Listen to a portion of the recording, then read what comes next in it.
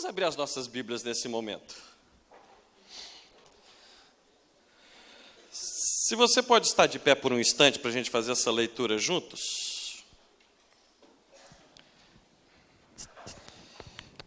Eu gostaria que você abrisse comigo no Evangelho de Mateus, capítulo 13. Nós vamos ler até uma passagem relativamente mais longa, mas logicamente nós não vamos tentar meditar em tudo que está aqui, mas somente para colocar dentro de um contexto a parte que eu gostaria de trazer atenção para nós. Nós vamos começar a ler no versículo 1, que diz assim: Naquele mesmo dia, saindo Jesus da casa, assentou-se à beira-mar, e reuniram-se a ele grandes multidões, de modo que entrou num barco e se assentou, e toda a multidão estava em pé na praia. E falou-lhes muitas coisas por parábolas, dizendo: Eis que um semeador saiu a semear, e quando semeava, uma parte caiu à beira do caminho, e vieram as aves e a comeram. A outra parte caiu em lugares pedregosos, onde não havia muita terra, e logo nasceu, porque não tinha terra profunda. Mas saindo o sol foi queimada, e porque não tinha raiz, secou-se. Outra parte caiu entre espinhos, e os espinhos cresceram e a sufocaram. Mas outra parte caiu em terra boa e deu fruto, um a 100, outro a 60 e outro a 30 por um. Quem tem ouvidos para ouvir, ouça. E aproximando-se os discípulos, disseram: Por que lhes falas por parábolas? E respondendo ele, disse-lhes: Porque a vós é dado conhecer os mistérios do reino dos céus, mas a eles não lhes é dado. Porque o que tem se lhe dará, e terá em abundância. Mas o que não tem, até aquilo que tem lhe será tirado. Por isso lhes falo por parábolas, porque vendo não veem, e ouvindo não ouvem, nem entendem. E nele se cumpre a profecia de Isaías que diz: Ouvindo ouvireis e não entendereis, e vendo vereis e não percebereis. Porque o coração deste povo está endurecido, e com os ouvidos ouviram tardiamente, fecharam os seus olhos, para que não vejam com os olhos, ouçam com os ouvidos, e entendam com o coração, e se convertam e eu os cure. Mas bem-aventurados os vossos olhos, porque eles veem, e os vossos ouvidos, porque eles ouvem. Pois em verdade vos digo que muitos profetas e justos desejaram ver o que vedes e não viram, e ouvir o que ouvis e não ouviram. Até aqui. Senhor, mais uma vez queremos te louvar e te engrandecer, porque só o Senhor é digno de todo louvor e de toda glória. E nós queremos te agradecer por tua palavra que é viva e eficaz. Te louvamos porque sabemos que o teu Espírito é que fala ao coração de todos nós, e é por meio do teu Espírito que nós podemos ter compreensão da tua palavra, Senhor. Por isso é que nós te pedimos que haja discernimento nesta manhã, mas não somente da mente, não somente do coração, mas discernimento do teu Espírito, porque coisas espirituais só podem ser discernidas espiritualmente. Por isso nós te louvamos e te agradecemos já por essa oportunidade, em nome de Jesus, amém e amém. Amém. Podem tomar os seus assentos, por favor? Uma coisa que eu gostaria já de tentar trazer para nós aqui rapidamente, lá na igreja que nós pastoreamos, eu estou até justamente agora nesse período mais voltado para falar um pouco sobre as parábolas de Jesus, então eu quero compartilhar um pouquinho disso aqui com a igreja aqui também em Anápolis. É verdade que as parábolas de Jesus, sem dúvida alguma, formam uma das partes mais conhecidas dos evangelhos, né? As parábolas de Jesus. Inclusive, às vezes, até livros de motivação, né, motivacionais, seja por N razões, às vezes não só por motivação espiritual, às vezes até por motivação de pensamento positivo. Alguns gostam de ir lá nas parábolas de Jesus, extrair as parábolas de Jesus, como historiazinhas de motivação, de ensinamentos de Jesus para as pessoas. Mas o que é curioso, uma coisa que sempre me chama muita atenção nas parábolas de Jesus, e em primeiro lugar eu gostaria de dizer isso, é que elas não foram ditas para entreter o público. Deixa eu contar uma historiazinha agora. As parábolas não são entretenimentos de Jesus, não são pequenas anedotas, não são pequenas historiazinhas para deixar o povo mais relax por um momento. As parábolas de Jesus, elas tinham uma intenção muito clara. E é interessante, não só no Evangelho de Mateus, até o Evangelho de Marcos ainda é mais enfático, e ainda digo que até mais duro da maneira como se apresenta essa mesma passagem. Depois, se você quiser ir para casa e comparar no capítulo 4 do Evangelho de Marcos, você vai ver que ainda o Evangelho lá em Marcos ainda é mais severo, mais duro nessa questão. Mas os evangelhos, e principalmente quero focar no Evangelho de Mateus, que é onde a gente leu, ele faz uma distinção muito clara entre Jesus falar e ensinar. Muitas das vezes até pensam que são sinônimos, mas não são. Jesus fala às multidões e ensina aos seus discípulos. E há sempre uma distinção muito clara nisso. Quando ele fala para os de fora.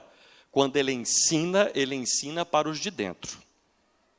Os discípulos são ensinados.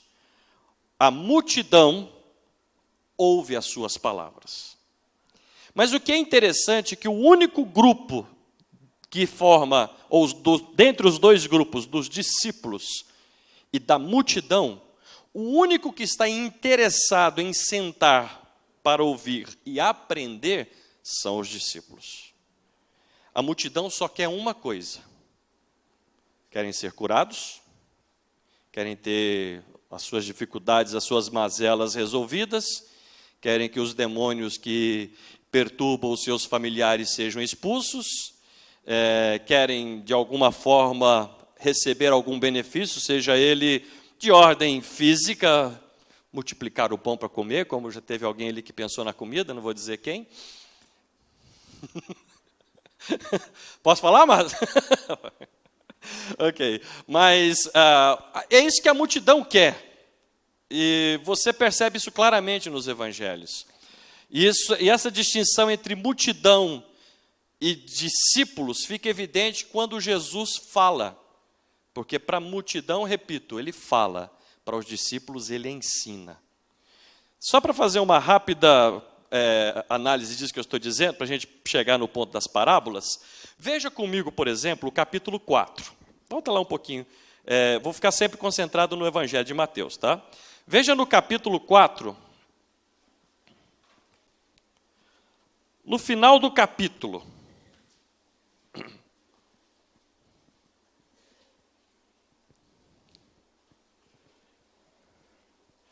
capítulo 4, versículo 23, que é logo depois dos primeiros discípulos que começam a seguir a Jesus. E aí diz que logo depois que esses que deixaram o pai, os barcos e começaram a seguir Jesus, né? Diz assim, verso 23, e Jesus percorria toda a Galileia, ensinando nas sinagogas deles, pregando o evangelho do reino, curando toda sorte de doenças e toda sorte de enfermidades entre o povo. E sua fama correu por toda a Síria, e lhe trouxeram todos os enfermos, acometidos de várias doenças e tormentos, e os endemoniados, e os lunáticos, e os paralíticos, e ele os curou. E seguiram numerosas multidões da Galileia, de Decápolis, de Jerusalém, da Judéia e da além do Jordão. Fica claro aqui que nós temos o quê? As multidões o seguem. E Jesus cura. E Jesus age. Porque o agir de Jesus para as multidões é uma demonstração da presença do poder de Deus entre eles. Só que os milagres, as curas que Jesus fazia, não eram o fim em si mesmo. Aquilo tinha um propósito. E o propósito da cura, o propósito de qualquer coisa que Jesus fizesse para as pessoas dentre as multidões, é para que dentre eles percebessem que Deus estava entre eles, o poder de Deus estava entre eles. Só que isso é interessante, que as multidões e as autoridades e muitos nunca se apercebem disso. E Jesus então dá uma das declarações mais severas para as cidades de Cafarnaum, Corazim.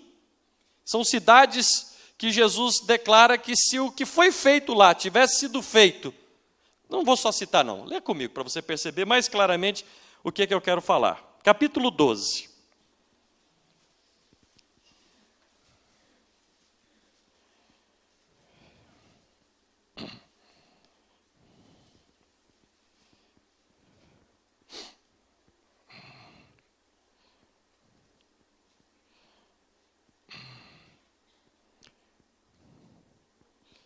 Veja no capítulo 12, até eu gostaria de ler isso aqui. Veja a que ponto chega a incredulidade e a falta do entendimento das pessoas que estão ao redor. Quando Jesus havia acabado de expulsar um demônio, olha, diz assim, capítulo 12, verso 22. Trouxeram então um endemoniado, cego e mudo, ele o curou de modo que o mudo passou a falar e ver. Toda a multidão se admirava e dizia, não é este o filho de Davi? Mas os fariseus, ouvindo isso, diziam, este não expulsa os demônios, senão por Beelzebul, o príncipe dos demônios.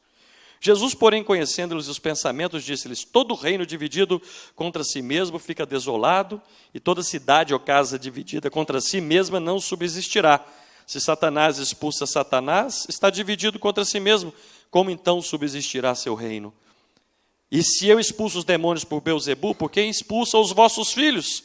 Por isso eles serão os vossos juízes. Mas se eu expulso os demônios pelo Espírito de Deus, então é chegado a vós o reino de Deus. E aí Jesus continua dizendo, e aí ele deixa bem claramente o quê? Que, verso 31, portanto eu vos digo, todo pecado e blasfêmia serão perdoados aos homens, mas a blasfêmia contra o Espírito Santo, contra o Espírito, não será perdoada aos homens. Qualquer que disser alguma palavra contra o Filho do Homem, isso lhe será perdoado. Mas qualquer que falar contra o Espírito Santo, não lhe será perdoado, nem neste mundo, nem no vindouro. E aí Jesus diz bem claramente, verso 34, raça de víboras. A situação é complicada, não é? Não é simples. A oposição é grande. Mas veja agora ainda o que eu queria que você lesse comigo, no capítulo 11. Agora volte também um pouquinho para o capítulo 11. Que é agora para entender a que ponto Jesus expulsando demônios e as pessoas dizendo, as autoridades, ele expulsa pelo espírito dos demônios, pelo maioral dos demônios. Jesus então disse assim no capítulo 11, verso 20. Então começou ele a denunciar as cidades onde a maior parte dos seus milagres havia sido realizada, por não haverem se arrependido. Ai de ti, Corazim! Ai de ti, Betsaida! Porque se em Tiro e Sidom, o que é Tiro e Sidom? Tiro e Sidom são duas cidades fenícias. Os fenícios eram cananeus. E a lei dizia que os cananeus não tinham direito de entrar na herança do Senhor. E ele diz que se o que foi feito em Corazim e Betsaida tivesse sido feito em Tiro e Sidom, fossem feitos os milagres que em vós se fizeram, eles teriam há muito se arrependido com saco e cinzas. Contudo, eu vos digo, haverá menos rigor para Tiro e Sidom no dia do juízo do que para vós. E tu, Cafarnaum, que te elevas até o céu, será lançadas no abismo. Você pensa que vai subir para as maiores alturas, você vai cair no maior buraco. Porque se em Sodoma, interessante que para muitos Sodoma é símbolo do pior tipo de lugar que possa existir. E Jesus disse que se em Sodoma tivessem sido operados os milagres que se fizerem em Cafarnaum, ela teria permanecido até hoje. Contudo vos digo, haverá menos rigor para a terra de Sodoma no dia do juízo do que para ti. Aí sim. Então veja agora o que eu quero falar dentro de tudo isso que eu estou apresentando. Há uma distinção muito clara entre falar às multidões e ensinar. As multidões até vinham atrás. E Jesus curava. E Jesus realizava. E Jesus fazia muitas coisas por elas. Mas chega um ponto que Jesus disse, não dá nem para fazer mais, porque a incredulidade é grande. Incredulidade em quê? Que ele não podia fazer? Não. Eles criam que ele podia fazer. Por isso as multidões vinham atrás dele. Então que incredulidade que é essa? Que incredulidade é essa se as multidões vêm atrás dele? Eles criam que Jesus podia curar. Eles criam que Jesus podia expulsar os demônios. Eles criam que Jesus podia fazer tudo isso. Aonde está a incredulidade? A incredulidade é entender quem Jesus era. Quando Jesus fazia as coisas, expulsa pelo espírito dos demônios. Quando fazia alguma coisa, eu dizia assim, peraí, mas esse aí não é o filho lá do carpinteiro? A sua mãe, seus irmãos, não estão aqui entre nós? A incredulidade deles não era no que Jesus podia fazer, mas a incredulidade deles era em entender quem Jesus era. Esse É o ponto que distingue. Eu ia usar o verbo no passado, mas vou usar no presente, vou contextualizar para hoje. É o que distingue a multidão do discípulo. Multidão só quer receber algo de Jesus porque acredita que Jesus pode fazer. Mas discípulo é aquele que quer se aproximar de Jesus para entender quem é Jesus. Multidão recebe o milagre, recebe a bênção e está satisfeito. E não há mais o que fazer, afinal de contas já alcancei o que eu queria. Por que eu preciso de Jesus se eu já tenho o que quero? Essa é a multidão. E multidão gosta de campanha. Gosta de muita campanha. Porque eles vão receber alguma coisa, querendo ou não. Sabe por quê? Porque Jesus é misericordioso. Mas discípulo, ele está interessado em algo diferente. Você quer ver comigo? Eu ainda não falei da parábola, mas eu não esqueci não, vou voltar lá. Isso é para a gente entender o ponto até de surpresa dos discípulos. Capítulo 5, volta agora para o capítulo 5. Capítulo 5, versículo 1. Como é que terminou o capítulo 4? As multidões o seguiam, vinha multidão de tudo quanto era lugar. E vendo as multidões, subiu ao monte. Vendo as multidões, subiu ao monte. Subir ao monte, de um certo modo, é um fator complicante. Subir ao monte tem vários sentidos no Evangelho de Mateus, que eu não quero entrar no mérito dessa questão, mas dentro do ponto específico que eu quero trazer para nós hoje, é um fator complicante. Quando as multidões se aproximaram, Jesus subiu ao monte. Aí o que acontece? E quando se assentou, que se assentar era um sinal de ensinar. Ok? Naquela época era diferente. Quem ensina, senta. Quem aprende, fica de pé. A gente quer deixar vocês mais confortáveis, eu fico de pé e vocês sentam. Porque a lógica é, por que tanto sofrer se só um pode? Mas na época era o contrário. Sentou, ele vai ensinar. Veja como é interessante. Enquanto ele está andando, percorrendo as regiões e curando, expulsando demônios e libertando os oprimidos e fazendo multidão andando atrás dele. Eu quero a minha bênção. E como a gente gosta de ensinar as pessoas a serem multidão. E acha linda a multidão seguir Jesus. Tem um aspecto bonito, mas ilusório. Enquanto ele anda, gente segue ele. Porque ele sabe, enquanto ele anda, ele vai curar, ele vai libertar, ele vai expulsar demônio, ele vai fazer alguma coisa. Mas quando ele se senta, ele vai ensinar. Quando ele viu as multidões que o seguiam, ele subiu ao monte. É duro. Ele sentou. O que as multidões fizeram?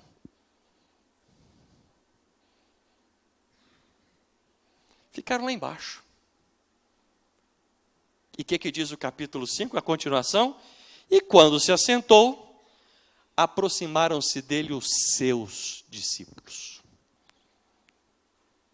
Põe Jesus para andar, e gente vai andar, muita gente atrás dele, porque ele vai fazer. Põe Jesus se assentando. Esse negócio de ensino, vamos esperar quando ele descer do monte. E ele começar a andar de novo. Só subiu ao monte os discípulos. Ninguém mais subiu da multidão. Agora, quando ele desce do monte e começa a andar, você vê a multidão andando atrás dele de novo. E o interessante é que, graças a Deus, Jesus não é como nós e nem como eu. Porque eu já tinha desistido há mais tempo. Multidões o seguem porque sabe que ele fará alguma coisa. Depois de feito, vamos aguardar a próxima caminhada. Discípulos, quando ele se assenta, é a hora da gente se sentar também. E se você depois for para casa, e lê prestando atenção o capítulo 5, o capítulo 6 e o capítulo 7, que é conhecido como a parte, na seção do Sermão da Montanha, que é como que um resumo, um condensamento, um sumário dos ensinos básicos e fundamentais de Jesus para os seus discípulos. Você vai ver que nesta sessão, Jesus fala claramente. É tão claro que incomoda. Por isso que certa vez Mark Twain disse assim: o que me incomoda com a Bíblia não são as partes que eu não entendo, são as que eu entendo. O que é mais complicado no Sermão da Montanha, alguém pode dizer, é um sermão utópico, é um sermão para o futuro, é um sermão para não sei o quê, porque quem é que pode ser assim? Como é que alguém pode ser desse modo? Aí Jesus diz, tem quem pode ser desse modo? Os meus discípulos, que se distinguem das multidões. Por isso o meu padrão para os discípulos é diferenciado das multidões. Para os meus discípulos, eu digo assim, vocês já ouviram o que foi dito, não foi? Não já ouviram? Mas eu digo para vocês que ainda tem algo mais. Para os meus discípulos, quem me entende e sabe quem eu sou e se aproxima de mim, tem que se assemelhar comigo. O que distingue cada um de nós hoje também é se nós somos multidão ou se nós somos discípulos. O discípulo nunca estará satisfeito do modo como está, porque ele sempre procurará ser como o seu mestre. E ser como o mestre não é fácil, é um padrão a ser alcançado. E é nesse mesmo evangelho que Jesus diz, basta ao discípulo ser como o seu mestre, que já é difícil. A multidão está satisfeita em receber o que Jesus pode fazer. O discípulo está interessado, dentro das suas dificuldades, das suas imperfeições, de caminhar e de se assentar com Jesus, para cada dia se assemelhar mais com Ele. Para esses, Jesus então diz claramente, Jesus, agora que vem uma coisa interessante, uma concepção que muitos têm das parábolas de Jesus. Se nós perguntássemos hoje, como os discípulos perguntaram no capítulo 13 para Jesus, logo após dele ter se assentado em um barco, ele havia andado por ali, se você ler o capítulo 12, Jesus vem daquela grande oposição dos escribas, dos fariseus, havia acabado de receber do lado de fora a família dele que veio para buscá-lo. Jesus diz, minha família não é de sangue, não é parentesco de sangue, mas são os meus discípulos que fazem a vontade do meu Pai que está nos céus. Jesus então vai para o lado do lago, e aí o que ele faz? Cheio de gente, ele se assenta no barco. E a multidão esperando que ele faça alguma coisa. Ele falou, dessa vez eu vou ficar sentado e vou falar. E aí Jesus começou a falar uma parábola. Pelo que a gente lê no capítulo, os discípulos, quando Jesus começou a falar por parábola, eu imagino os discípulos assim, olhando um para o outro. Você está entendendo por que ele está fazendo isso?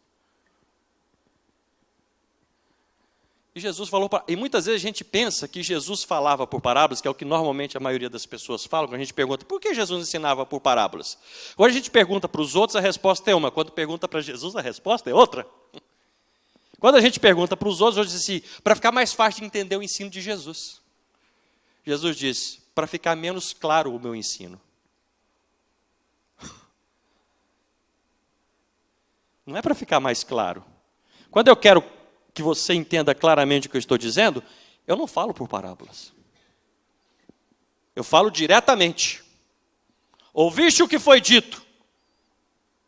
Não matarás. Está claro? Tá. Eu, porém, vos digo, se você se encolerizar contra o teu irmão, você já é tão culpado quanto um assassino. Precisa de explicar? Está claro?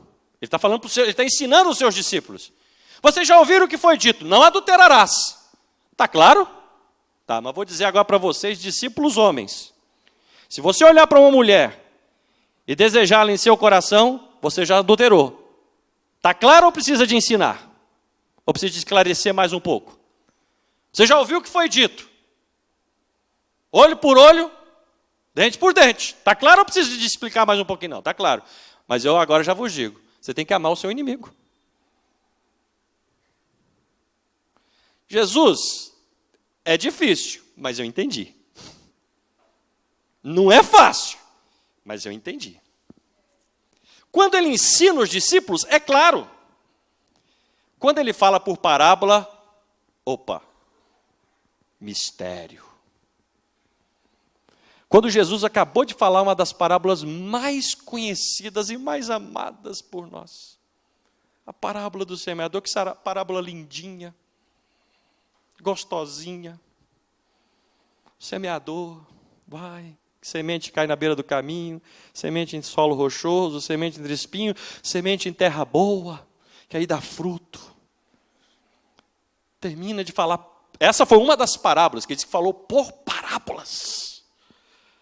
O evangelista registrou essa. Quando ele terminou, talvez essa foi a última. Que acabou, aí a multidão foi embora.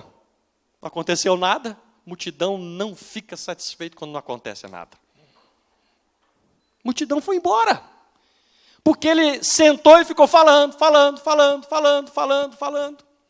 E a multidão quer que ele faça, faz. E ele está falando. A multidão foi embora. Quando a multidão foi embora, os discípulos disseram, Senhor, por que eles ensinam por parábolas? Ou não, ensina, perdão. Por que eles falam por parábolas? Porque os discípulos perceberam que o povo ficou boiando. E a gente, nós pastores, se tem uma coisa que dá um medo na gente, é você falar alguma coisa e parecer que o povo está voando. A gente tem um medo disso. Jesus não. Jesus, por que o Senhor, com esse tanto de gente aqui, não tiveram coragem de dizer, porque o Senhor não fez um milagre agora? O Senhor já fez tanto para as multidões, por que aqui nessa praia, um lugar lindo, maravilhoso, cheio de gente, o Senhor senta e fica falando, e quando o Senhor fala por parábolas. Ninguém entendeu nada, foi todo mundo embora. Exatamente por isso que eu falo por parábolas. Porque vocês não estão percebendo o que é esse povo? O ouvido deles está fechado. Os olhos deles estão fechados. O coração desse povo está endurecido. Eles têm olhos, mas não veem. Têm ouvidos, mas não ouvem. Por isso eu falo por parábolas. Porque os mistérios do reino dos céus não é revelado às multidões, mas a vocês, meus discípulos. Hoje nós até cantamos um dos cânticos aqui, que falava de buscarmos ter mais intimidade com Jesus, não é verdade? Para ter intimidade com Jesus, você precisa, eu preciso, nós precisamos de sair da multidão e estar disposto a estar sentado com Ele para aprender dEle. Enquanto você achar que intimidade, ou quanto eu achar que intimidade com Jesus é se aproximar dEle para crer no milagre e ser abençoado, é ser multidão e não entender quem é Jesus. E na primeira oportunidade que tiver, deixa Jesus por qualquer outra coisa. Multidão recebe o que quer, desiste de Jesus. Não sou eu. Se você achar que eu estou sendo duro, depois você vai ter a sua intimidade com Jesus e deixa Ele te dizer. Você vai dizer, nossa, o pastor Zé Vai foi bonzinho. Porque Jesus é quem diz, eu falo por parábolas para que eles ouvindo, ouçam, mas não percebam. Vendo, vejam, mas não entendam. Jesus, eu pensava que era justamente o inverso. É o inverso para quem se aproxima para ser meu discípulo. Você sai da multidão e se torna discípulo, as coisas se esclarecem. Porque os mistérios do reino dos céus não são dados às multidões, mas são revelados aos seus discípulos. Por isso que as parábolas de Jesus podem até ser usadas fora de contexto como historiazinhas para entreter alguém. mas não é o objetivo. Para tentar explicar alguma coisa que muitas vezes até, perdoe-me, não que eu quero ser arrogante, não é isso, mas muitas vezes quando se pega a parábola de Jesus e coloca ela fora completamente do objetivo que ela foi colocada dentro do contexto, é o que eu acho mais interessante. As parábolas foram feitas para uma coisa, para que os mistérios do reino dos céus sejam claros para quem é seu discípulo. O que é mistério? Acho que é importante a gente entender rapidamente essa palavra mistério. Mistério para nós hoje é uma palavra que tem o significado o quê? De algo oculto. Não é verdade? Mistério é algo oculto, algo não compreendido, algo incompreensível. Que esse sentido da palavra mistério realmente é verdadeiro. Mas no contexto dos evangelhos, e naquela época, quando a palavra mistério era usada, ela tinha um duplo sentido. Ela tem o sentido do oculto para quem está fora. Mas ela tem um sentido de compreensão para quem está dentro. É tanto que no Evangelho de Mateus, os discípulos não disseram assim para Jesus: porque o Senhor nos fala por parábolas. Eles perguntaram: por que o Senhor lhes fala por parábolas? Porque Jesus pergunta: vocês entenderam o que eu disse? Sim. Por quê? Porque a vós é dado conhecer os mistérios do reino dos céus. Mas a eles, não. Por isso que Jesus não disse, e é interessante o final do capítulo do Evangelho de Mateus. Jesus não disse assim. A igreja aqui é uma igreja missionária, não é? Momento missionário e tudo, etc. E é verdade. Mas missão não é ide ao mundo e ganhai as multidões. Ide ao mundo e fazei discípulos. Dentre as multidões. Jesus não disse ide e ganhai multidões. Jesus disse ide às multidões. Porque Jesus foi às multidões. Porque de dentro da multidão vai aparecer o discípulo. Vai aparecer o discípulo. Ide às nações. Ide por todo o mundo. E fazei discípulos. Que interessante, hein? Missão não é ganhar multidões e convencer multidões. Missão é ir às multidões, às nações, e fazer dentre eles discípulos que amam a Jesus. Que querem não só receber algo de Jesus, mas querem estar com Jesus. Multidão não quer ficar com Jesus, acredite-me. Multidão quer ter um rápido contato com Jesus, e na era de informática rápida, quanto mais rápido, melhor. Vídeo de mais de 3 minutos a gente não suporta no Facebook, no WhatsApp. Que vídeo longo, como que manda um vídeo de 3 minutos? Você acha que eu tenho tempo para ver isso?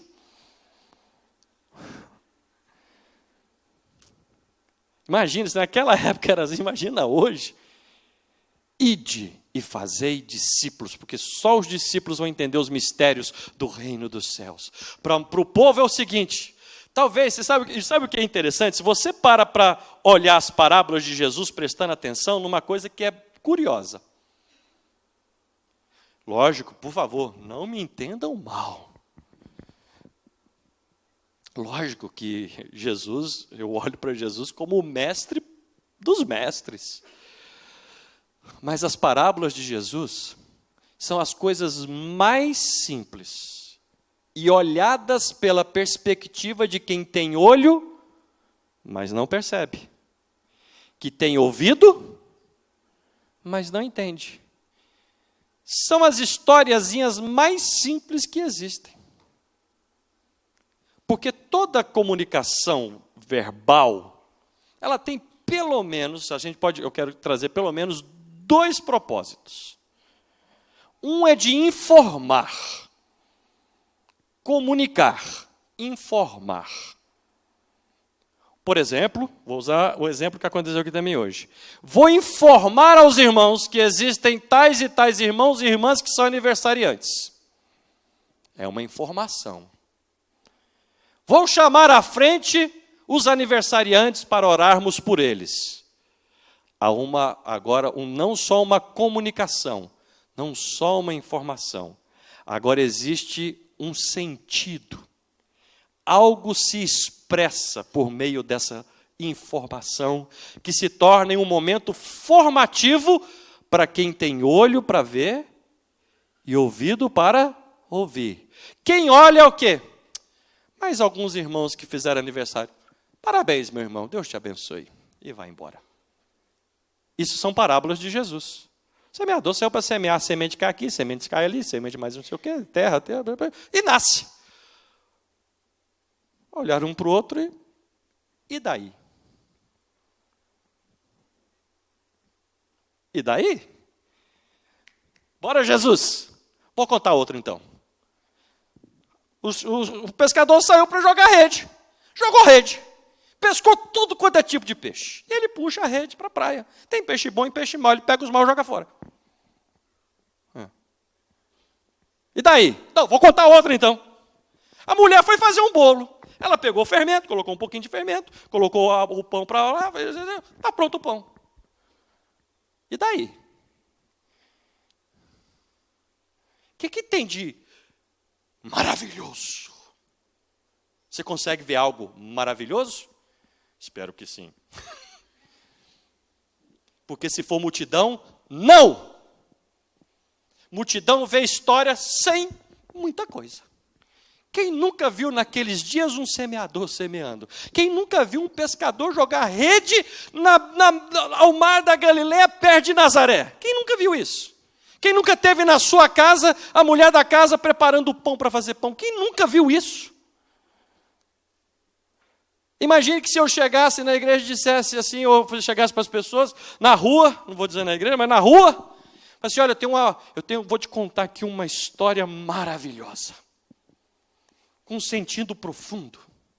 Mesmo o que é? Hoje de manhã o mecânico saiu de casa, foi para a sua oficina. Quando ele chegou lá, tinha um motor fundido. Ele abriu o motor e viu que aquele caso estava complicado. Ele começou a desmontar a peça e ele começou a pôr peça aqui, peça ali, sujou toda a mão de graxa.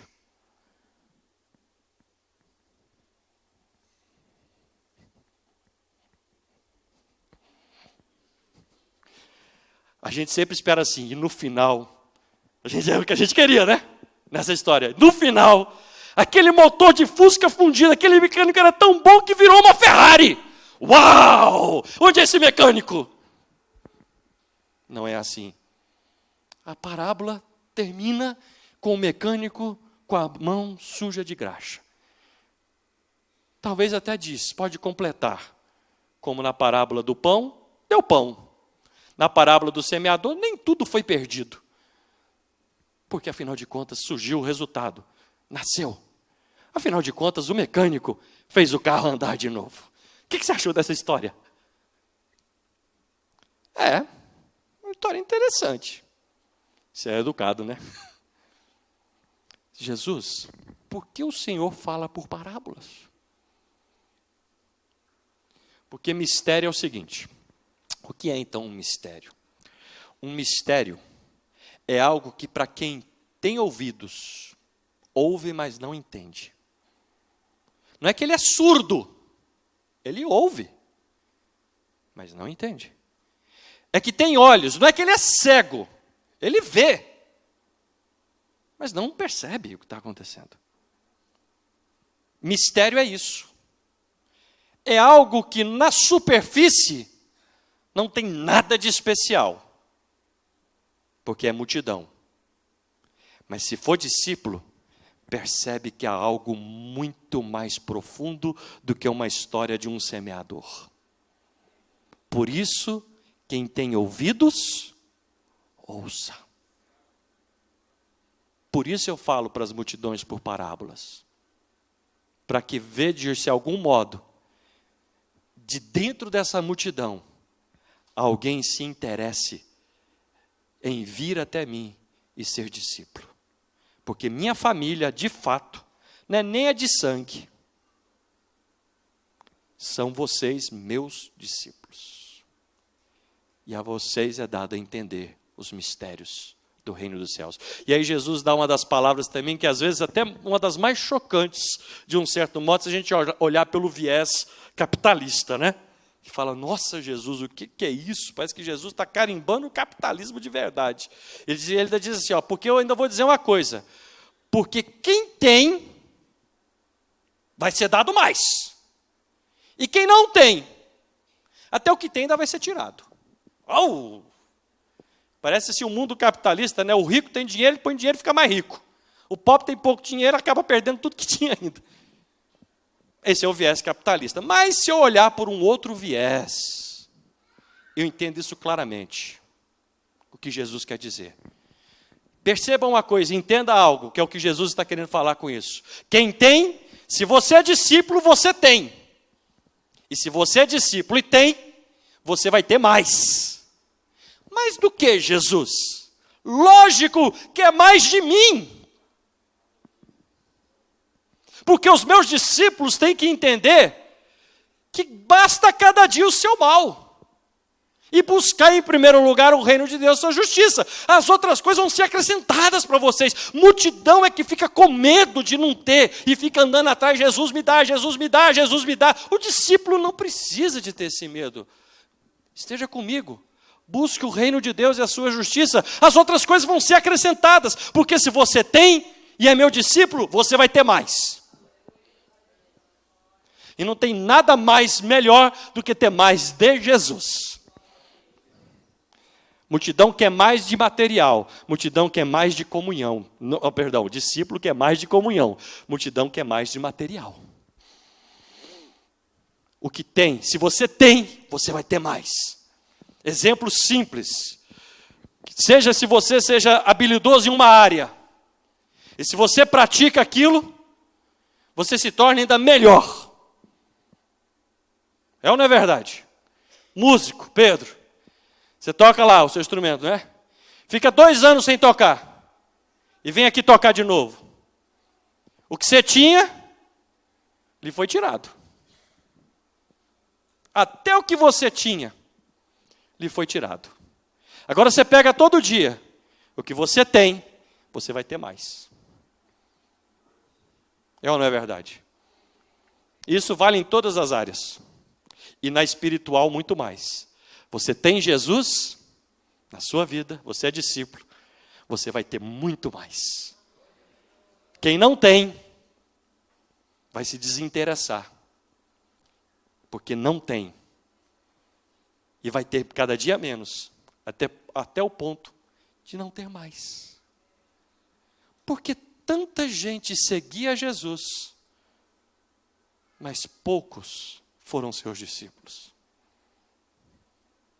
Por que nos dias que nós vivemos de hoje, a história parece se repetir?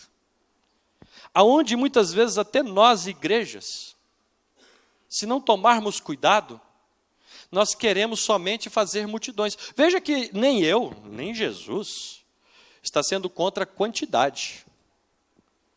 Mas Jesus nunca teve realmente a quantidade como objetivo principal dele. Ele sempre quis, do meio da quantidade, que se extraia o verdadeiro discípulo, porque o evangelho continua na mão dos discípulos. É com os discípulos. E nós esperamos que as nossas igrejas sejam formadas por pessoas que sejam mais do que informadas sobre o que Jesus pode fazer. Muitas vezes as igrejas se preocupam em informar o que Jesus pode fazer e já aprenderam até a técnica da propaganda atual. Informam, vem porque Jesus cura, porque Jesus salva, porque até salvar, não me entendam mal, até salvar. Tem propaganda.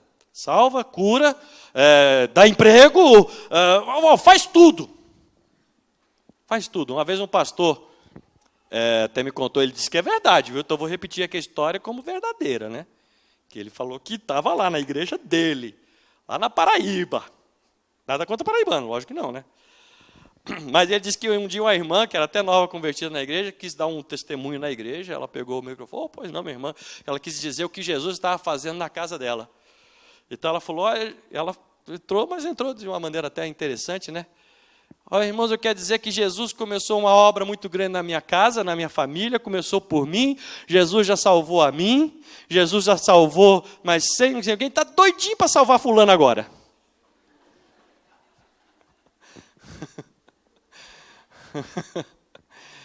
E ela ainda completou, porque Jesus está fazendo miséria de verdade, mas no bom sentido.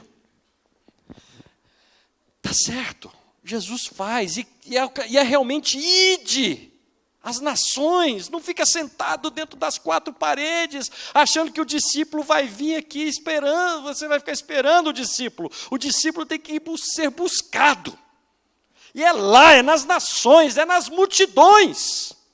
Jesus não é contra as multidões, Jesus não é inimigo das multidões, Jesus não é contra a quantidade, mas Jesus espera que dali se extraia os seus discípulos. Para que as coisas de Jesus, mesmo as mais bobinhas aos olhos naturais, bobinhas, Jesus me entende o que eu estou querendo dizer. Simples, nada de extraordinário aos olhos naturais, mas para que quem é seu discípulo possa dizer assim, quando Jesus pergunta, mas você entendeu? Eu entendi, Senhor, mas agora para vocês que são meus discípulos, tem um extra, porque quem tem mais. E Jesus disse, você lembra lá, eu contei para eles lá a parábola, não contei? Vocês entenderam? Entendi, mas eu vou dar mais para vocês que eu não dei a eles. Aí Jesus explica o que é a parábola do semeador. Não às multidões, mas aos discípulos. Não porque eles não haviam entendido, porque ele deu mais para os seus discípulos. Para que eles percebam uma coisa agora. Isso é que é ensino de Jesus. Quando Jesus fala algo, pode parecer simples e trivial, mas se é de Jesus, tem algo profundo que está aí. Portanto, deixe eu me aproximar dele, porque eu vou entender o profundo de Jesus, não é porque eu sou mais inteligente, porque eu sou sábio, porque eu sou melhor, porque eu sou esperto. Não, é porque quando Jesus falar, eu sou discípulo. Com certeza tem algo lindo e maravilhoso, algo profundo que ele já falou. Mas agora, Senhor, eu quero mais. Me aproximo de Jesus. E aí aquilo que eu já recebi, vou ter mais ainda. Porque vai produzir fruto, uma semente. Fruto a 100, a 60 e a 30 por um. Porque é discípulo. Já está maravilhado com Jesus. Mas sabe que pode ter muito mais. Por isso Jesus fala por parábolas. Se você acha que as parábolas são lindas, são se for discípulo. Se não, histórias sem grandes coisas. Mas para o discípulo, tem muito aí. Fique de pé comigo nesse instante, por favor.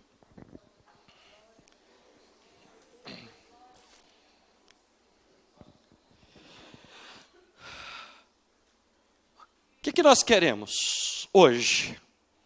Colocar Jesus para andar ou Jesus para sentar? Nós queremos Jesus andando ou queremos Jesus sentado? Andando também é bom, não é ruim não, gente, não é ruim não, por favor, não me entendam mal, quando Jesus anda é bom, porque ele anda fazendo bem, expulsando os demônios, curando os enfermos. Quem vai dizer que isso é ruim? Isso é maravilhoso. E a gente quer ver Jesus andando mesmo, não é verdade? Quando Jesus andar, vamos nos alegrar com Jesus andando. Mas quando ele sentar, vamos nos maravilhar. A gente se alegra quando ele anda e se maravilha quando ele se assenta. Quando ele faz, é fantástico. Quando ele fala, é interessante. Mas quando ele ensina, é revelador, é maravilhoso. Não queremos Jesus paralítico, não. Jesus que anda, Jesus que faz, Jesus que realiza, Jesus que transforma. Mas a gente precisa do maravilhamento do Jesus sentado. Só o discípulo vai subir ao monte quando ele se assentar. A multidão vai ficar lá embaixo esperando ele começar a andar de novo. Vamos andar com Jesus. Porque Jesus também chamou seus discípulos para andarem com ele. Vinde após mim. Cada um tome a sua cruz e vem após mim. Ande comigo. Mas quando eu parar e sentar, sentem comigo. Não fiquem distantes. Próximos. Vamos orar.